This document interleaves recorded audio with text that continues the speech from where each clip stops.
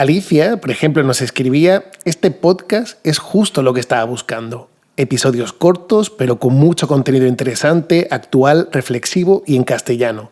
El hecho de que incita una pequeña actividad por parte del oyente me tiene enganchada.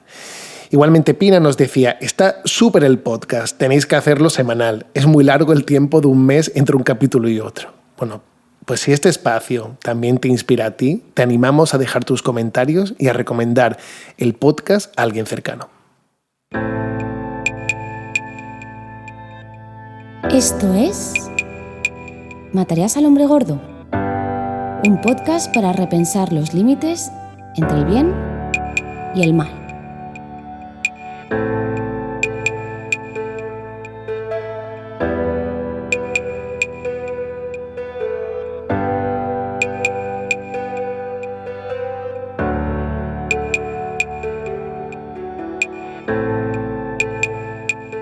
Bienvenidos a este tercer episodio de Matarías al hombre gordo. Soy Javier Castro y durante los próximos minutos vamos a explorar un dilema moral extraño e incómodo, pero que, como ha sucedido con todos los anteriores, nos obliga a repensar lo que creemos justo o injusto o lo que es correcto o incorrecto. Si bien en el episodio anterior nos encontramos en un hospital, allí, recordaréis, nos despertamos conectados al cuerpo de otro. Y nos enfrentamos a la pregunta de hasta dónde llega nuestra obligación de sostener su vida con nuestro cuerpo. Hoy, en cambio, vamos a retroceder más de 2 milenios, hasta la Grecia clásica. Y para ello, en el libro segundo de la República de Platón, yo creo que sobran las presentaciones, se relata la historia de un pastor que se llama Gilles, que tropieza con un hallazgo extraordinario. Un anillo que encierra un poder capaz de alterar por completo nuestra visión de la moral. Y veremos que no estamos solo ante una historia para entretener, sino posiblemente ante uno de los mayores retos lanzados a la teoría ética. Una pregunta que sigue resonando en los debates actuales. ¿Qué seríamos capaces de hacer cuando nadie puede vernos? Hoy hablaremos del dilema de la invisibilidad.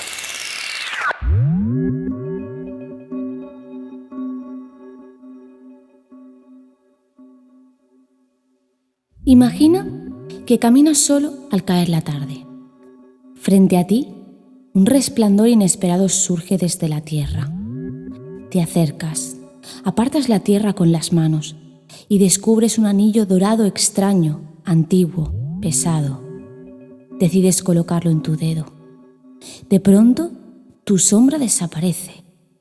Tus pasos dejan de oírse.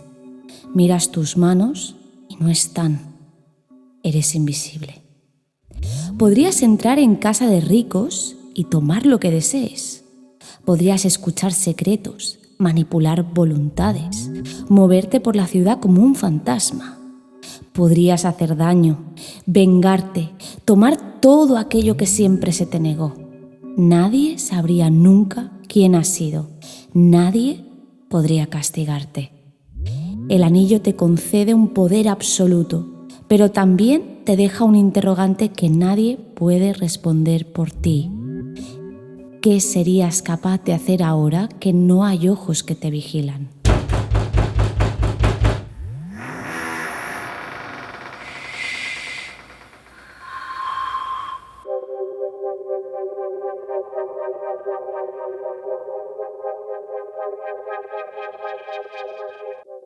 Vuelvo a imaginar que giras el anillo en tu dedo y de pronto desapareces. Nadie puede verte y nadie puede detenerte. Lo que antes eran riesgos, pues ahora parece que son oportunidades. Y surge una pregunta inevitable. ¿Por qué habrías de obedecer a la justicia si ya nadie puede castigarte? Esa pregunta ha recibido muchas respuestas a lo largo de la historia de la filosofía. Pero para no perdernos, hoy vamos a seguir una de ellas. La primera brújula que nos orienta en este escenario es la del egoísmo psicológico. Según esta corriente, los seres humanos somos, por naturaleza, egoístas. Lo habremos escuchado. Incluso cuando queremos actuar por altruismo, en el fondo lo hacemos por nosotros mismos. Por ejemplo, ayudamos porque nos reconforta, porque recibimos gratitud, porque nos sentimos en paz. Por ejemplo, nos sacrificamos porque de no hacerlo el remordimiento sería peor que la renuncia. Dicho de otro modo, no existiría una acción que pudiéramos llamar totalmente desinteresada. Más bien, detrás de todo, lo que late, de un modo o de otro, es la lógica del propio interés. Pero esta intuición no es nueva. Ya en los diálogos de Platón, algunos de sus personajes defendían que la justicia no es más que la conveniencia del más fuerte. Y el propio mito del anillo de Gilles, que da título al episodio de hoy, se planteaba como experimento mental para mostrar que si desaparece la vigilancia, cualquiera actuaría en su propio beneficio. Siglos más tarde, esta idea se va a refinar muchísimo. Por ejemplo, Hobbes va a describir que la vida humana sin normas como una especie de guerra de todos contra todos, y donde la única salida era aceptar reglas comunes y un soberano fuerte que nos protegiera a los unos de los otros. Pero esas reglas, decía, no nacerían de la virtud, sino del miedo a las consecuencias y de la pura conveniencia. Así, el egoísmo psicológico lo que nos va a sugerir es que el anillo no cambia la naturaleza humana, sino que viene a desnudarla. Quita el miedo a las sanciones, la presión de las miradas, la amenaza de perder reputación. Y lo que queda es lo que realmente nos mueve, que es el autointerés, el interés propio. Bajo esta brújula, la justicia entonces no es un ideal que seguimos por convicción, sino una estrategia práctica, que podríamos abandonar en cuanto deja de servirnos, por lo cual su valor es meramente instrumental. Pero hay otra brújula aún más provocadora, que es la del egoísmo racional o ético. Esta no describe simplemente cómo somos, sino que además prescribe cómo deberíamos actuar. Y su mensaje es clarísimo. No solo es inevitable mirar por uno mismo, dirían, sino que además es lo correcto. La primera obligación moral de cualquier persona es consigo misma. Cuidar la propia vida, buscar la propia felicidad, sería para estos autores una virtud y no un defecto. Desde este enfoque, el anillo, entonces, el uso del anillo, no es una tentación peligrosa, sino que es una oportunidad. Si el mundo te entrega un poder que te asegura el éxito, el placer o la libertad, dirían, lo irracional sería desaprovecharlo. Lo inmoral sería dejarlo escapar. Así como afirmaban algunas autoras del siglo XX, vivir para uno mismo no es egoísmo en el sentido vulgar, sino la misma esencia de la moralidad, afirmar la propia vida como un valor supremo. Pues bien, en este marco, la justicia, entendida como ese tipo de sacrificio por los demás, se convierte en una trampa, en una forma de esclavitud disfrazada de virtud. El anillo, dirían, al liberarte de esa presión externa, no solo permite, sino que exige que actúes en beneficio propio. Entonces no habría dilema, sino lo que hay es una posición muy clara. Lo bueno es lo que favorece tu vida y lo malo lo que la limita o bien la destruye. Y así, estos dos enfoques sobre el egoísmo, ya sea el psicológico o el racional, acaban encontrándose en un punto. Si bien el egoísmo psicológico afirmaría, en el fondo siempre actuamos por el propio interés, el egoísmo racional respondería, y está bien que sea así. En ambos casos, la justicia deja de tener ese valor absoluto que se le ha intentado dar. Se revela más bien como una especie de acuerdo útil mientras haya vigilancia, pero que pierde todo el sentido en cuanto ésta desaparece. Lo que queda entonces es la posibilidad de actuar sin restricciones, siguiendo solo lo que deseas y lo que necesitas. Por eso, desde esta brújula que planteamos en el episodio de hoy, el anillo no plantea ningún tipo de dilema angustioso, sino más bien una afirmación contundente. Si nadie puede verte, si nadie puede detenerte, lo natural y lo correcto es cuidar de ti mismo.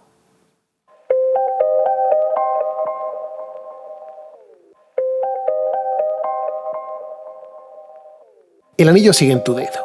La brújula nos dijo que lo racional era mirar por uno mismo y que la justicia no deja de ser un simple pacto útil, pero solo mientras haya castigo.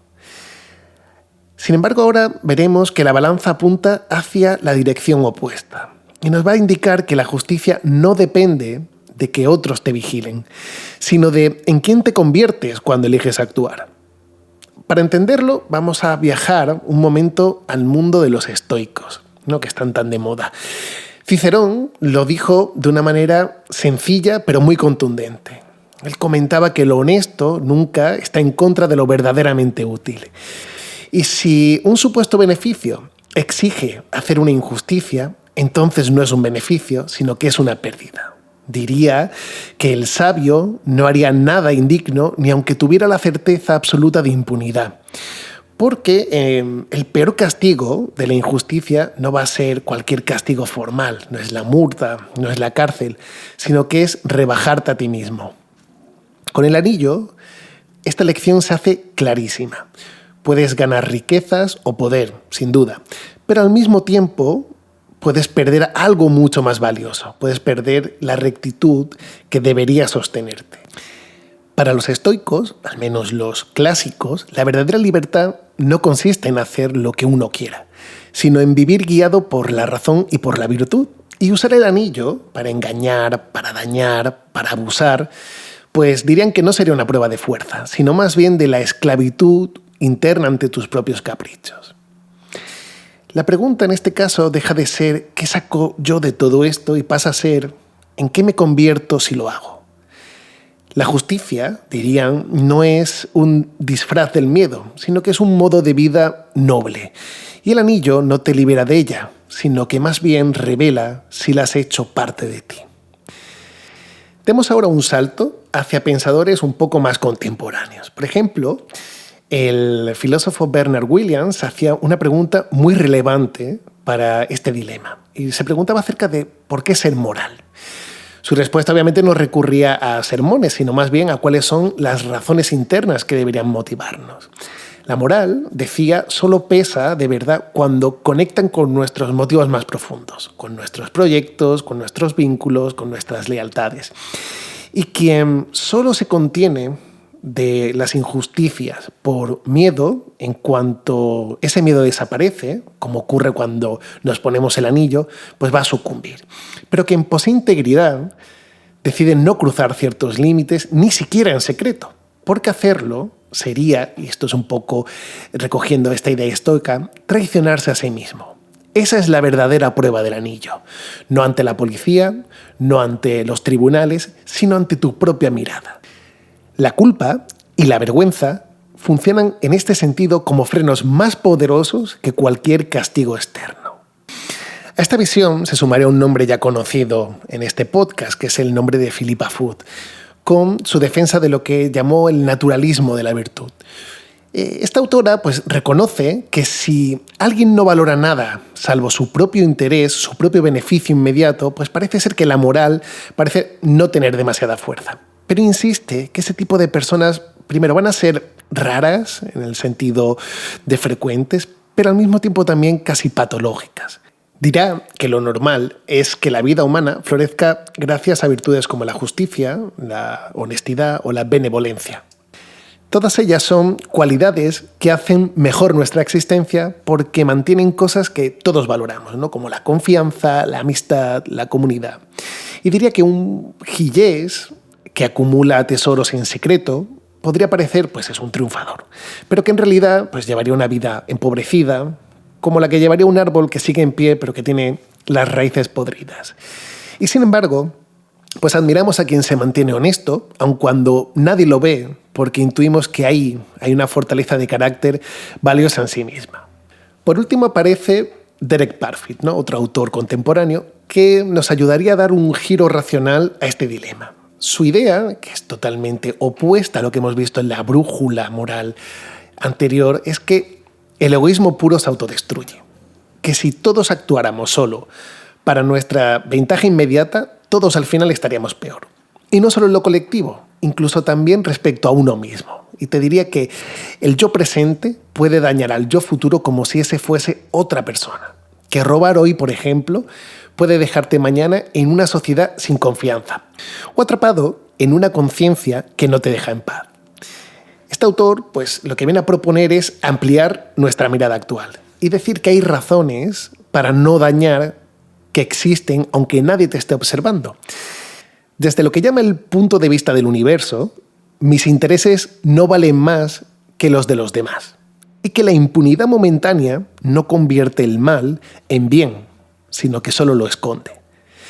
Y en conjunto, estas tres líneas, lo que hablaríamos como la honestidad estoica, ¿no? La integridad que hemos visto antes, o la racionalidad ampliada, nos lleva a la misma conclusión, que es que la justicia no es un simple cálculo ni un miedo al castigo, es un bien en sí mismo, frente a los enfoques del egoísmo psicológico o del egoísmo racional que hemos visto antes, que es un bien en sí mismo que sostiene tu carácter, tus relaciones y hasta la coherencia de tus decisiones a lo largo de toda tu vida.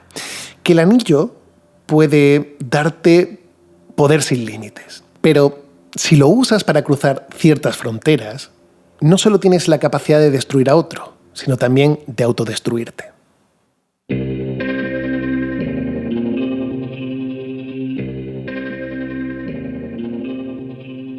El mito del anillo de Gillés sigue vivo porque toca un nervio central de la condición humana. Hablamos de esa relación que hemos visto entre virtudes, vigilancia, control, moralidad. Y lo sorprendente es que aunque Platón ya lo planteó hace más de 2000 años, todavía nos ayuda a entender problemas muy actuales. En este episodio hemos recorrido dos caminos bien distintos. Por un lado, la brújula del egoísmo, que ve la justicia como un simple cálculo. Sirve mientras hay miradas externas, pero se desvanece en cuanto la impunidad parece que está asegurada. Y por otro lado, la balanza de la virtud y la racionalidad, que sostiene que la justicia sí que tiene un valor propio, que perderla, incluso cuando nadie nos puede controlar, podría implicar la pérdida de uno mismo.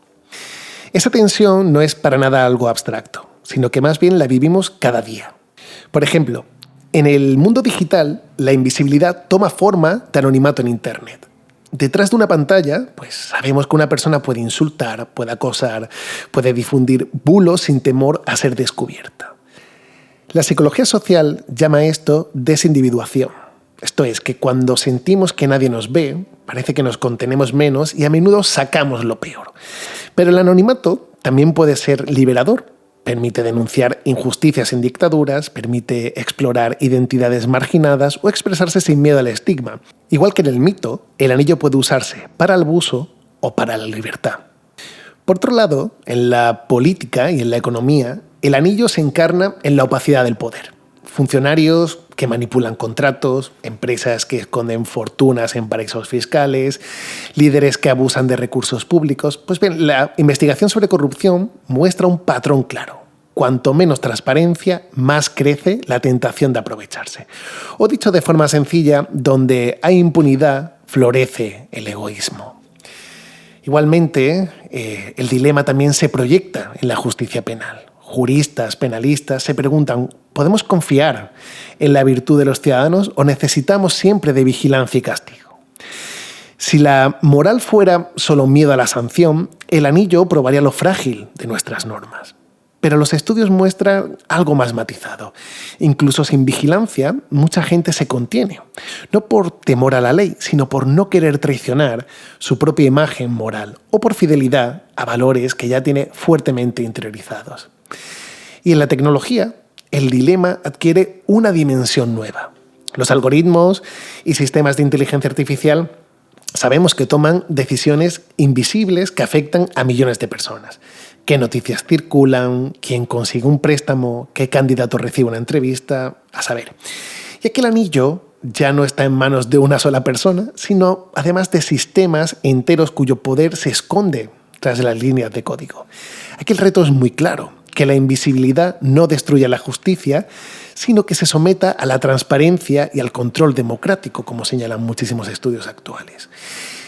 Igualmente, el mito tiene un reflejo en la economía del comportamiento y esta aporta más matices. Experimentos de laboratorio, por ejemplo, muestran que cuando los participantes creen que nadie los observa, aumentan las trampas y los comportamientos egoístas. Pero también revelan que no todo se reduce al cálculo frío. Emociones como la culpa, o emociones como la vergüenza, o el deseo de mantener una buena autoimagen pesan mucho.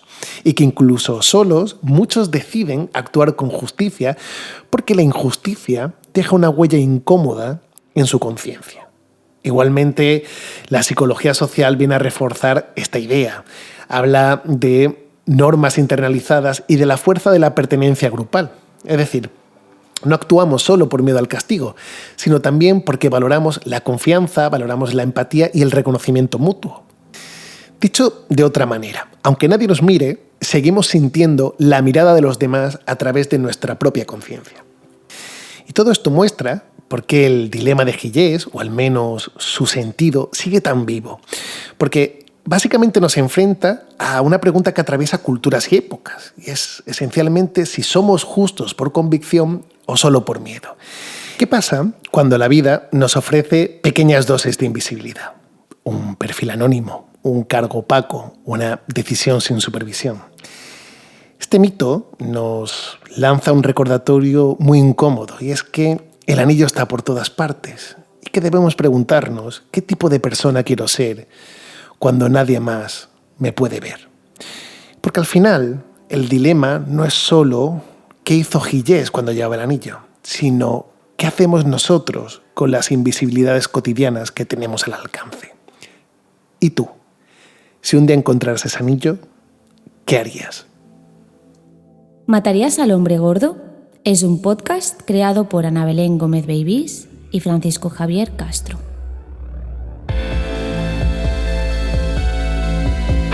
Te esperamos el mes que viene, con un nuevo dilema que volverá a poner a prueba nuestras convicciones morales.